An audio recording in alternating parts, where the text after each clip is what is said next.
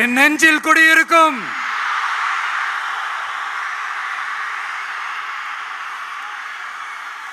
புதுச்சேரி மக்கள் உங்கள் அனைவருக்கும் என்னுடைய வணக்கம்.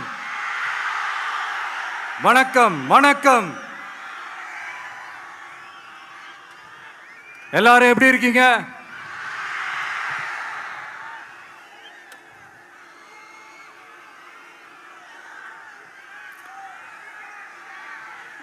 இந்த ஒன்றிய அரசுக்கு தான்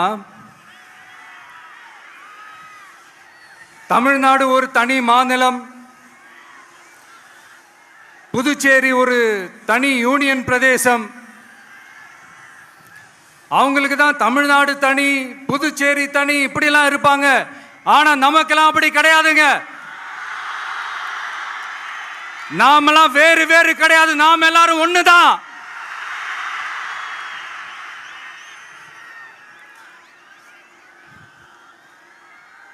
தமிழ்நாடும் புதுச்சேரியும் தனித்தனியாக இருந்தாலும் நாம் எல்லாரும் ஒண்ணுதான். நாம் எல்லாரும் சொந்தம் தான்.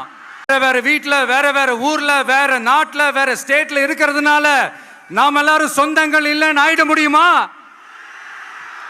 அது எப்படி முடியும்? இப்ப பாத்தீங்களா, ஒருத்தருக்கு ஒருத்தர் பார்த்துக்கும் போது அந்த பாச உணர்வு, அதுதாங்க, அது மட்டும்தான். அது இருந்துட்டாலே போதும், வேற எதுவுமே தேவையில்லை.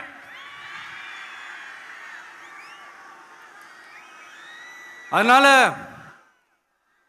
தமிழ்நாடு, புதுச்சேரி, கேரளா, கர்நாடகா, ஆந்திரா மட்டும் இல்ல, உலகத்துல எந்த மூலையில நம்ம வகைரா இருந்தாலும் அவங்க எல்லாருமே நம்மளோட உயிர் தான். அவங்க எல்லாருமே நம்மளோட உறவு தான்.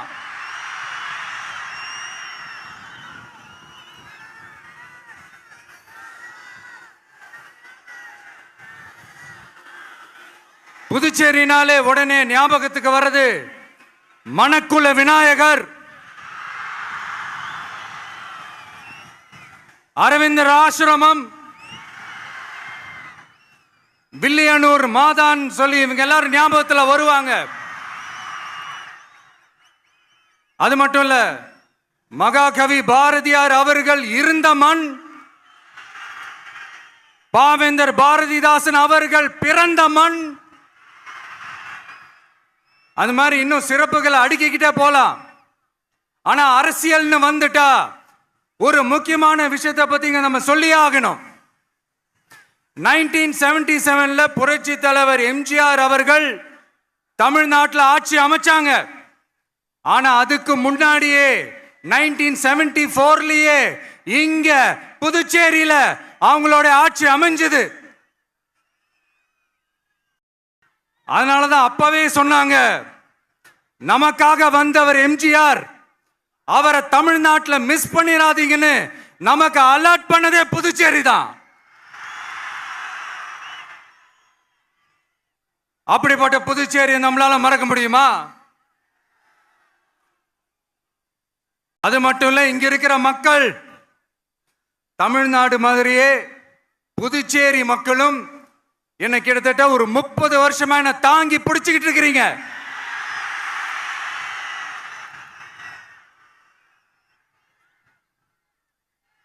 அதனால இந்த விஜய் தமிழ்நாட்டுக்கு மட்டும்தான் குரல் கொடுப்பான்னு நினைக்காதீங்க. அப்படி பண்ணாத தவறு. புதுச்சேரி மக்களுக்கும் சேர்த்து தான் குரல் கொடுப்பான். அது என்னுடைய கடமையும் கூட. அதனாலதான் இங்க நீங்க ஃபேஸ் பண்ற பிரச்சனைகளை பத்தி இன்னைக்கு நான் பேசுறதுக்காக வந்திருக்கிறேன்.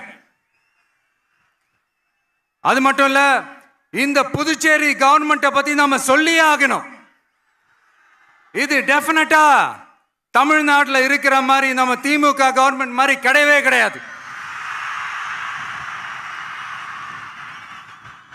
ஏன்னா வேற ஒரு அரசியல் கட்சி நடத்துற நிகழ்ச்சியாகவே இருந்தாலும் அந்த நிகழ்ச்சிக்கு தன்னெழுச்சியா வர நம்ம மக்களுக்கு பாதுகாப்பு கொடுத்து பாரபட்சமே காட்டாம இந்த கவர்மெண்ட் நடந்துகிட்டு இருக்கிறாங்க. அப்படிப்பட்ட இந்த புதுச்சேரி கவர்மெண்ட்டுக்கும் நம்ம புதுச்சேரி சிஎம் சார் அவர்களுக்கும் இந்த நேரத்தில் என்னுடைய மனப்பூர்வமான நன்றிகளை தெரிவிச்சுக்கிறேன். இத பார்த்தாவது தமிழ்நாட்டில் இருக்கிற அந்த திமுக கவர்மெண்ட் கத்துக்கிட்டா நல்லா இருக்கும்.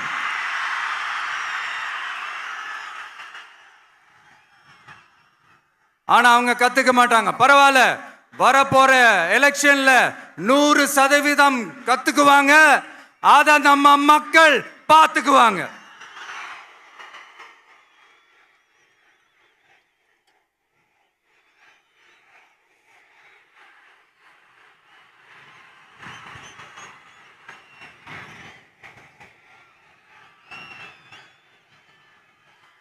புதுச்சேரியில் இருக்கிற கவர்மெண்டோட கூட்டணி ஆட்சியில இருந்தாலும் புதுச்சேரிய ஒன்றிய அரசு எதிலையுமே கண்டுக்கல் என்றது புதுச்சேரி மக்களான உங்களுக்கு நல்லாவே தெரியும். மாநில அந்தஸ்து கோரிக்கையை மட்டுமா கண்டுக்கல, இங்க வளர்ச்சி ஏற்படவும் துணை நிக்கவே இல்லைன்னு கேள்விப்படுறோம். இந்த புதுச்சேரிக்கு இன்னும் மாநில அந்தஸ்து கொடுக்கல. மாநில அந்தஸ்து வேணும்னு கேட்டு பல முறை சட்டசபையில் தீர்மானம் போட்டு ஒன்றிய அரசுக்கு அனுப்பி வச்சுக்கிட்டே இருக்கிறாங்க. இந்த வருஷம் கூட மார்ச் மாசம் 27ஆம் தேதி 2025 அன்னைக்கு ஒரு தீர்மானம் போட்டாங்க. அது மாநில அந்தஸ்து வேணும்னு கேட்டு ஒன்றிய அரசுக்கு அனுப்புற 16வது தீர்மானம். புதுச்சேரி காரைக்கால் பகுதிகளில் மூடப்பட்ட 5 மில்கள், பல்வேறு தொழிற்சாலைகளை மீண்டும் திறக்கிறதுக்கு இதுவரைக்கும் ஒரு துரும்ப கூட கிள்ளி போடல. பல்லாயிரக்கணக்கான இளைஞர்களோட வேலை வாய்ப்புக்காக எதையுமே செய்யல. இங்க ஒரு ஐடி கம்பெனி உருவாகணும்ன்றது எண்ணமே இல்லை. அதை பத்தி யார் பேசினாலும் அது அவங்க காதல விழவே விழல. இங்க ஒரு அமைச்சரை ஊழல் குற்றச்சாட்டுல பதவி விட்டு நீக்கப்பட்டு அந்த இடத்துக்கு இன்னொருத்தரை நியமிச்சு 200 நாள் ஆச்சு. இன்னும் அவருக்கு ஒரு இலாக்காவே தரல. இந்த செயல் சிறுபான்மை மக்களை அவமானப்படுத்துறதுன்னு அந்த மக்களே சொல்றாங்க. புதுச்சேரியோட முக்கிய அங்கமாக இருக்கிற காரைக்கால், மாகே, ஏனாம் பகுதிகளில் எல்லாம் முன்னேற்றமே இல்லைன்னு அந்த பகுதி மக்கள் சொல்லிக்கிட்டே இருக்கிறாங்க. குறிப்பா காவிரியோட கடைமடை பகுதியான காரைக்காலை மொத்தமா கைவிட்ட மாதிரி தான் இருக்குது. இது எல்லாமே முன்னேற்றம் அடையணும். டூரிஸ்ட் பிளேஸ் ஆன புதுச்சேரியில போதுமான அளவு பார்க்கிங் வசதி இல்ல, போதுமான அளவு கழிப்பறை வசதி இல்ல. இதெல்லாமே மேம்படுத்தணும். புதுச்சேரி கடலூர் மார்க்கமான ரயில் திட்டம் வேணும்ங்கிறது நீண்ட கால கோரிக்கை. புதுச்சேரி மக்களுக்கு ஒன்னே ஒண்ணுதான் சொல்லணும், இந்த திமுகவை நம்பாதீங்க. அவங்களுக்கு உங்களை நம்ப வச்சு ஏமாத்துறது தான் அவங்க வேலையே. நான் சொன்ன பல கோரிக்கைகளை எல்லாம் தீர்த்து வைக்கிறதுக்கு நம்ம புதுச்சேரி கவர்மெண்ட்டுக்கும் அதோட மக்கள் திட்டங்களுக்கும் ரொம்ப அக்கறையா உண்மையா துணை நிற்கிறோம். தமிழ்நாட்டை ஒதுக்குற மாதிரி புதுச்சேரியும் ஒதுக்க கூடாதுன்னு நாங்க கேட்டுக்கிறோம். கிட்டத்தட்ட 20 லட்சம் பேர் வாழ்ற யூனியன் பிரதேசமான புதுச்சேரி மத்திய நிதி குழுவில் இடம்பெறவில்லை. அதனால் மாநிலங்களுக்கான நிதி பகிர்தல் அடிப்படையிலும் யூனியன் பிரதேசங்களுக்கான நிதி பகிர்தல் அடிப்படையிலும் புதுச்சேரிக்கு நிதி ஒதுக்கப்படுவதில்லை. அதனால ஒவ்வொரு ஆண்டும் புதுச்சேரிக்கு தோராயமாகவே மத்திய அரசு நிதியை விடுவிக்கிறது. அந்த நிதியும் அரசு ஊழியர்களின் சம்பளம், ஓய்வூதிய தொகை உள்ளிட்ட திட்ட செலவுகளுக்கே சென்று விடுவதால் மீத தேவைக்கு வெளிச்சந்தையிலும் கடன் பத்திரங்களை கடன் வாங்குகிறது புதுச்சேரி. இந்த நிலைமை மாறணும்னா ஒரே வழி, மாநில அந்தஸ்து நம்ம புதுச்சேரி மக்களோட பல்லாண்டு கால கோரிக்கை. புதுச்சேரிக்கு போதுமான நிதி வரத்து இல்லாததுனால வெளியே கடன் வாங்க வேண்டியதா இருக்கு. புதுச்சேரியோட கடனை குறைச்சு தற்சார்பு பொருளாதாரத்தை வளர்த்தெடுக்க திட்டங்கள் வகுக்கப்பட வேண்டும். மாநில அந்தஸ்து வாங்கினா மட்டும் போதாது இல்லையா, தொழில் வளர்ச்சியும் தேவையாச்சே. புதுச்சேரி தென்னிந்தியாவின் முன்னணி இண்டஸ்ட்ரியல் ஹப்பாக மாற்ற எல்லா முயற்சிகளும் எடுக்க வேண்டும். இந்திய அளவில் ரேஷன் கடைகளே இல்லாத மாநிலம் புதுச்சேரி தான். ஏழை எளிய மக்களுக்கு வாழ்வாதாரமே ரேஷன் கடைகள் தான். மற்ற மாநிலங்கள்ல இருக்கிற மாதிரி இங்கேயும் அரிசி, சர்க்கரை, பருப்பு, கோதுமை, எண்ணெய்னு அனைத்து பொருட்களும் வழங்கும் முறை சீராக்கப்பட வேண்டும்.